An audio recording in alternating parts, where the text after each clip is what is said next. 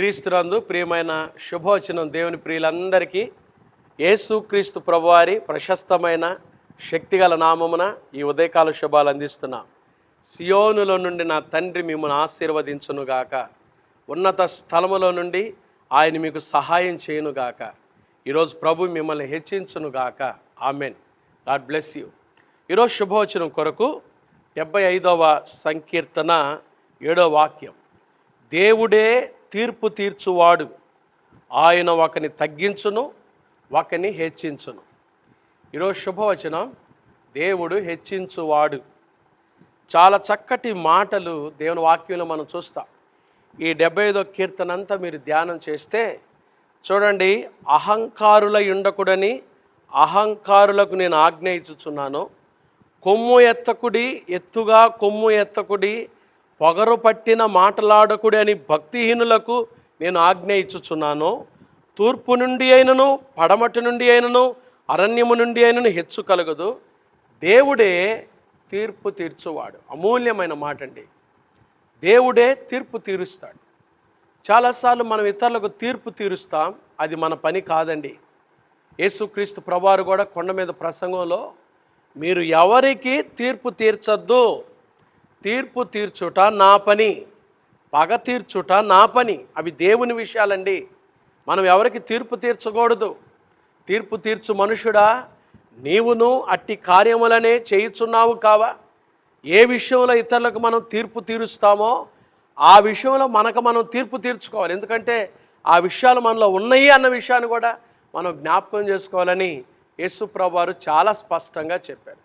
ఆ మాట చెప్తూ యేసయ్య ఈ మాట అన్నారు చూడండి, ఆయన ఒకని తగ్గించును ఒకని హెచ్చించును. ప్రభు మనల్ని హెచ్చించువాడు. ఆయన హెచ్చిస్తే అది ఎప్పటికీ హెచ్చింపులాగే ఉంటుంది.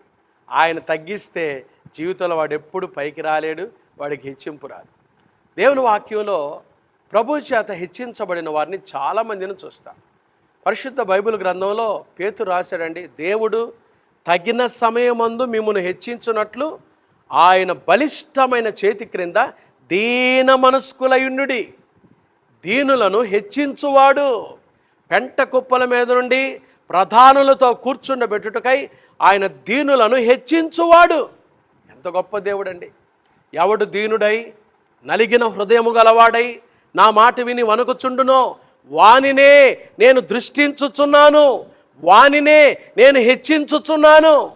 అవునండి, దేవుని వాక్యంలో దేవుడు హెచ్చించువాడని మనకు చక్కటి మాట మనం చూస్తాం. పరిశుద్ధ బైబిల్ గ్రంథంలో యోసేపును దేవుడు హెచ్చించాడు. యోసేపును అన్నలు గుంటలో పారేశారండి. యోసేపు బ్రతికుండగానే యోసేపు చనిపోయాడని ఒక దుర్వార్త పుట్టించారు. ఇక యోసేపు భవిష్యత్తు ఏమీ లేదని వాళ్ళు అనుకొని ఉండొచ్చు, అన్నలు అనుకొని ఉండొచ్చు. వీడికంటూ భవిష్యత్తు లేదు, గుంటలో వేయబడ్డాడు, అమ్మి వేయబడ్డాడు, బానిస బ్రతుకు అని వాళ్ళు అనుకొని ఉండొచ్చు. చూడండి, అదే యోసేపును దేవుడు హెచ్చించాడండి.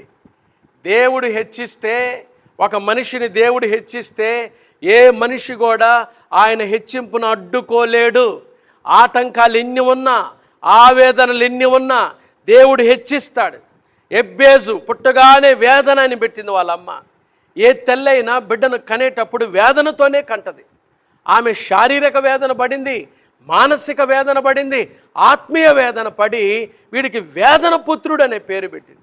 చూడండి, దేవుడు ఎబ్బేజుని హెచ్చించలేదా? తన సహోదరులందరికంటే ఘనత పొందలేదా? ఎబ్బేజు హెచ్చించబడ్డాడు. దావీదును కూడా చూసారా, దావీదు ఆహారం కోసం ఆహారం అడిగితే, నీళ్లు అడిగితే నాకు చేదును పానముగా ఇచ్చారని రాశాడు 69వ కీర్తన. చూడండి, ఎంతో దుర్భరమైన పరిస్థితుల్లో కూడా దావీదు జీవితం ప్రారంభించబడింది. అయితే దేవుడు హెచ్చించాడండి. దానియేలు కూడా బబులోను సంస్థానంలో ఉన్నాడు. దేవుని చేత దానియేలు హెచ్చించబడ్డాడు. ఆటంకాలు అధిగమించి హెచ్చించబడ్డారు. దేవుని బిడ్డలారా, దేవుడు హెచ్చించువాడు. యోసేపును హెచ్చించిన దేవుడు ఉదయకాలం మిమ్మల్ని కూడా హెచ్చించునుగాక. అనాథ బాలికైన ఎస్తేరును హెచ్చించిన దేవుడు మిమ్మల్ని కూడా హెచ్చించునుగాక. రూతును హెచ్చించిన దేవుడు మీ జీవితాలను కూడా హెచ్చించునుగాక. దేవుడు హెచ్చించువాడు, దేవుడు ఘనపరచువాడు. యోసేపు హెచ్చించబడ్డాడు. పరిశుద్ధ బైబిల్ గ్రంథంలో ఆదికాండం 49వ అధ్యాయంలో రాశాడు, యాకోబు తన అవసాన కాలంలో యోసేపును దీవిస్తూ, యోసేపు నీవు హెచ్చించబడ్డవాడు, నీ వేర్లు గోడ మీదకెక్కి వ్యాప్తి చెందేటట్టుగా. చూడండి, గోడలున్నా, చుట్టూ ప్రాకారాలున్నా గోడ మీదకెక్కి వ్యాపించేంతగా యోసేపు హెచ్చించబడ్డాడు. కారణం ఏంటో తెలుసా? యోసేపు దేవుని యందు భయభక్తులు కలిగిన వాడు. యోసేపులో దేవుని భయము ఉంది.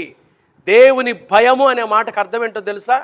దేవునికి విరోధంగా నేనే తప్పు చేసినా దేవుడు శిక్షిస్తాడు. God is judge.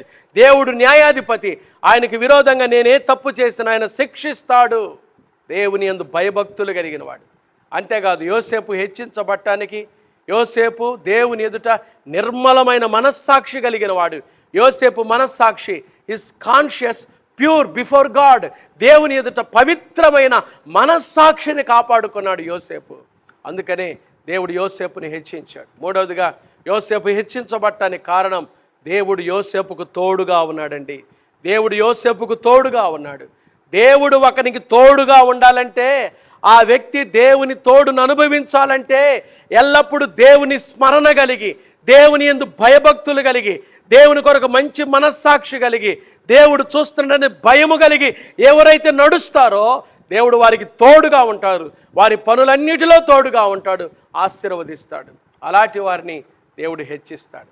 ఈ ఉదయకాలం చూస్తున్న మీ జీవితాలను కూడా ప్రభు హెచ్చించునుగాక, దేవుడు హెచ్చించునుగాక. ఏ పరిస్థితిలో ఉన్నారో, పాస్టర్ గారు నలిగిపోయామండి, జీవితంలో విసికి వేసారిపోయామండి, ఆర్థికంగా బాగులేమండి, ఆరోగ్యపరంగా బాగులేమండి, ఎన్నో సమస్యలండి, కుటుంబ సమస్యలండి, హృదయంలో నెమ్మది లేదు పాస్టర్ గారు, మేము ఎలా హెచ్చించబడాలి, మేము ఎలా హెచ్చించబడాలి? ప్రభువే హెచ్చించువాడు, ప్రభువే హెచ్చించువాడు. దావీదు దినవృత్తాంతాల 1వ గ్రంథం 29వ అధ్యాయంలో ప్రార్థన చేస్తూ, హెచ్చించువాడవు నీవేనయ్యా అని ప్రార్థన చేస్తాడు. దేవుడు హెచ్చిస్తాడు. ఎవరిని తెలుసా? తన్ను తాను తగ్గించుకొని వారు హెచ్చించబడదురు. తన్ను తాను హెచ్చించుకొని వాడు తగ్గించబడతాడు. చూసారా? దేవుడు హెచ్చించాలంటే తగ్గించుకోవాలి. యేసుక్రీస్తు ప్రభు శిలువ దగ్గర ఎంత తగ్గించుకున్నారో, శిలువ మరణం పొందినంతగా ఆయన తన్ను తాను తగ్గించుకున్నట్టుగా దేవుని బిడ్డలంగా మనం కూడా మనల్ని మనం ఎప్పుడైతే తగ్గించుకుంటామో, క్రీస్తు రక్తంలో కడుగబడిన మనం తగ్గింపు హృదయం కలిగి. అందరూ తగ్గించుకోలేరండి, అందరూ తగ్గించుకోలేరండి, అందరూ క్షమించమని అడగలేరండి, అందరూ ఇతరులను క్షమించమని అడగలేరండి. తప్పులు చేస్తారు, కానీ కొంతమందిలోనే నన్ను క్షమించని అడిగే మనసు ఉంటుంది. అదే తగ్గింపు. తగ్గింపు, క్షమాపణ, జాలి కలిగిన మనసు ఎవరిలైతే ఉంటుందో దేవుడు వారిని హెచ్చిస్తాడు. ఎవరైతే నీతిని ప్రేమిస్తారో, ఈ 75వ కీర్తన ఆఖరి వచనంలో నీతిమంతుల కొమ్ము హెచ్చింపబడునని వాక్యంలో వ్రాయబడింది. నీతిమంతులను హెచ్చిస్తాడు. నీతి కలిగి జీవించేవాడిని దేవుడు హెచ్చిస్తాడు కదా. మొర్దుకై నీతి కలిగి జీవించాడు, దేవుడు హెచ్చించాడు. ఈరోజు మిమ్మల్ని కూడా నా ప్రభు హెచ్చించునుగాక. యేసు ప్రభు శిలువ దగ్గరకు రండి. ఏ దుర్నీతి మీ జీవితాలను ఆవరిస్తుందో యేసు ప్రభు శిలువ దగ్గర మీ జీవితాలు ఒప్పుకొని ఆయన ప్రశస్త రక్తంలో మీ పాపాన్ని కడుక్కొని, ప్రభువా నాకు తగ్గింపు దయచేయ్యా, మీరు తగ్గించుకున్నట్టుగా ప్రతి విషయంలో తగ్గించుకోవటం నాకు నేర్పించయ్యా, వినయ మనస్సు, నీతి కలిగిన జీవితం నాకు దయచేయని మీరు అడిగితే యేసయ్య ఈరోజు మిమ్మల్ని హెచ్చించునుగాక, మీ కుటుంబాలను ఆశీర్వదించునుగాక. ఆమేన్. ప్రార్థన చేసుకుందామా? ప్రభు ఇచ్చిన ఈ సమయంలో ఈ శుభవచనం చూస్తూ యేసయ్య పాదాలు పట్టుకోండి. దేవుడు మిమ్మల్ని హెచ్చించబోతున్నాడు. మహాపరిశుద్ధుడైన మా తండ్రి, దయగలిగిన మా దేవ, ప్రేమా స్వరూపి, మీకు స్తోత్రాలయ్యా. ఈరోజు తండ్రి, ఈ శిలువ వర్తమానం ద్వారా, ఈ శుభవచనం ద్వారా మీరు మమ్మల్ని దర్శించినందుకై స్తోత్రాలు. మీరు మమ్మల్ని హెచ్చించే దేవుడు అయినందుకు స్తోత్రాలు తండ్రి. దేవుడే తీర్పు తీర్చువాడు. ఆయన ఒకని తగ్గించును, ఒకని హెచ్చించును అనే అమూల్యమైన మీ మాట ద్వారా ఉదయకాలం మమ్మల్ని దర్శించినందుకై స్తోత్రాలు. మా జీవితాలను హెచ్చించు దేవుడు మీరే. ఒక సమయం ఉంది ప్రభా మీకు, అయా మీ సమయంలో మీరు మమ్మల్ని హెచ్చించబోతున్నందుకై స్తోత్రాలు. ఎవరైతే నలిగిపోయి, ఎవరైతే విసికి వేసారిపోయి, ప్రభా ఏంటి ఇంకా మా పరిస్థితి ఇలా ఉంది, మా జీవితాలు ఇలా ఉన్నాయి ఏంటయ్యా, ఎప్పుడు మాకు హెచ్చింపు వస్తుందని మీ సన్నిధిలో కనిపెట్టుకొని బ్రతుకుతున్నారో, ఇదిగో ఈరోజు ఈ వాక్యం ద్వారా బిడ్డలు మీరు హెచ్చించి మీ నామానికి మహిమ తెచ్చుకోమని ప్రార్థన చేస్తున్నాం. ఎవరైతే అనారోగ్యంతో ఉన్నారో యేసు నామములో వారిని ముట్టి బాగు చేయండి అయ్యా. హాస్పిటల్, ఐసీలు ఎంతమంది బాధపడుతున్నారో యేసు నామములో వారిని ముట్టి బాగు చేయండి. ఆదరణ లేని కుటుంబాలకు ఆదరణ దయచేయండి. నెమ్మది లేని కుటుంబాలకు నెమ్మది, సమాధానం దయచేయండి ప్రభా. చిన్న బిడ్డలు మొదలుకొని పెద్దవారు వరకు వారు వెళ్తున్న స్కూల్స్, ఆఫీసులు, కార్యకలాపాలు రాకపోకలు మీ కృపాక్షేమాలు తోడుగా ఉంచండి. ప్రయాణం చేస్తున్న ప్రయాణికులకు క్షేమం దయచేయండి. కారుల్లో వెళ్తున్నా, కాలి నడకన వెళ్తున్నా, బస్సుల్లో వెళ్తున్నా, ట్రైన్లో వెళ్తున్నా, విమానాల్లో వెళ్తున్నా నీ బిడ్డలకు మీ క్షేమం దయచేయండి. వారు వెళ్తున్న ప్రయాణాల్లో ఆటంకాలన్నీ తొలగించి ఆరోగ్యంగా ఆశీర్వాదకరమైన కార్యాలు బిడ్డల జీవితంలో జరిగించండి. ఏకాంగులను సంసారులుగా చేయండి. నిరుద్యోగులకు ఉద్యోగ భవిష్యత్తు దయచేయండి. ఉద్యోగాలు చేసుకుంటున్న వారి ఉద్యోగాల్లో ప్రమోషన్లు దయచేయండి.